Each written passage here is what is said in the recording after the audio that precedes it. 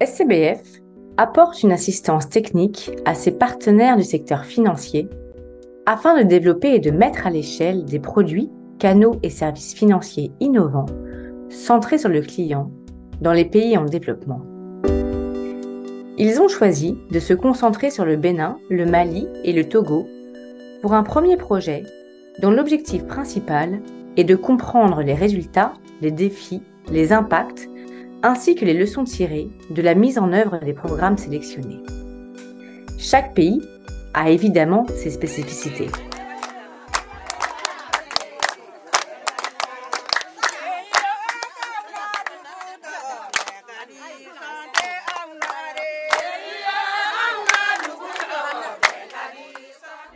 Dans le cadre de ces missions ou ces objectifs qui consistent à favoriser l'inclusion financière des femmes, le CAMED a mis en place une méthodologie appelée la méthodologie Yeredemain, qui consiste à organiser les femmes, à les structurer, à les former sur les modules tels que l'éducation financière et après les mettre en relation avec les institutions de microfinance et notamment l'institution de microfinance Benso Djamanou qui est un partenaire un peu particulier de CAMED. Ay groupe Yeredemain anya la ko do kamdi fi kamdi mo de tinyata ka prenko de sama ube na kana enquête ka baraw blasena donc baraw blalen sena ko amna famille alu kera endu clara kana donc anu endu ye kletan duru ke barala folo bara kun folo kera kletan duru pour que ka tom semanu si donc tom semanu ka ko dona ko amna tom semanu sinsina ko amna donc kamdi ya chesere ka se benso ma ka juru yini ka ndeme ka baraka na ka nga baraw fe. C'est surtout une adaptation des produits financiers que Benso a accordé aux femmes.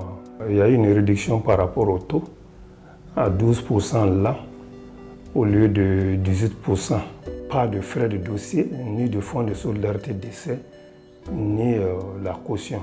C'est une durée inférieure à 12 mois. Donc on follow la Dumuniko Kungagel, Dumunikunye Suguya Kerende. Mais si ça ne y est pas donné, comme la muso tegebe baralambe tona, kasoro yiriwa, anye soroke, ambolo baralambe baralambe sanife l'anye sorobake. Donc si ça ne dumuni mija ibse kotobi.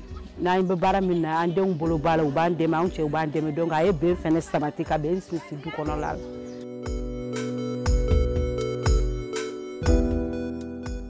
Au Togo, Achille Assime, afin de contribuer au développement durable du Togo, a mis en place une méthodologie assez particulière qui est la méthodologie Amenovi, qui consiste par exemple au premier crédit à ne pas constituer de garantie financière pour le bénéficiaire, ce qui lui facilite quand même l'accès au crédit pour pouvoir entreprendre, mener des activités génératives de revenus pour pouvoir améliorer ses conditions de vie. Ma collaboration avec Achille Assime m'a permis d'avoir un crédit et investir dans mon entreprise de charbon.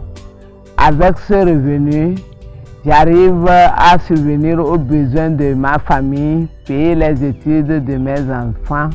Malgré tout, j'arrive toujours à épargner. Achille Assime, pour faciliter les conditions d'accès à ces différents produits et services en milieu rural, a mis en place le service Gassiassi.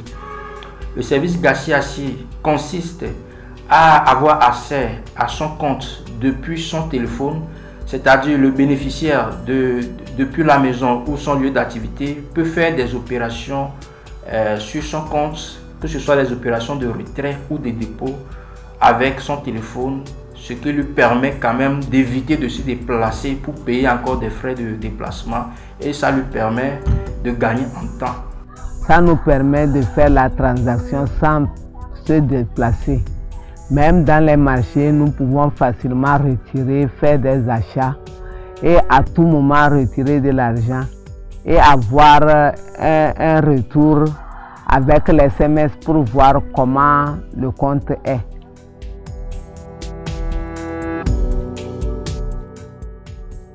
Depuis les années 2007, nous avons créé ce produit d'épargne planifiée qui permet à toutes les couches de la population béninoise d'accéder aux produits d'épargne.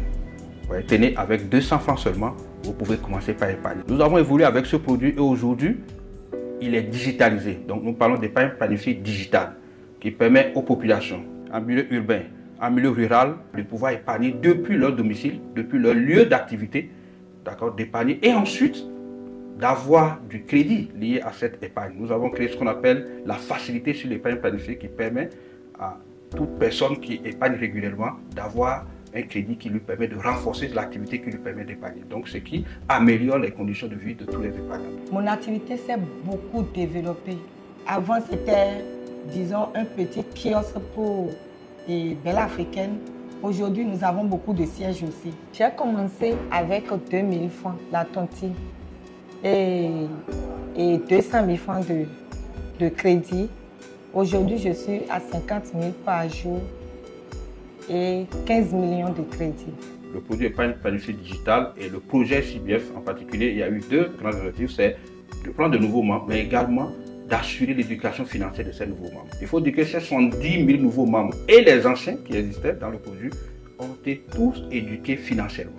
Quand on parle d'éducation financière, c'est permettre à ces populations de mieux gérer leur épargne, de mieux gérer leurs dettes, de mieux gérer les crédits qu'on leur donne et pratiquement de mieux planifier leur vie financière. Ces initiatives s'intègrent parfaitement à la vision des stratégies d'inclusion financière de chacun de ces pays pour une finance plus inclusive et avec plus de partenariats bénéfiques aux populations.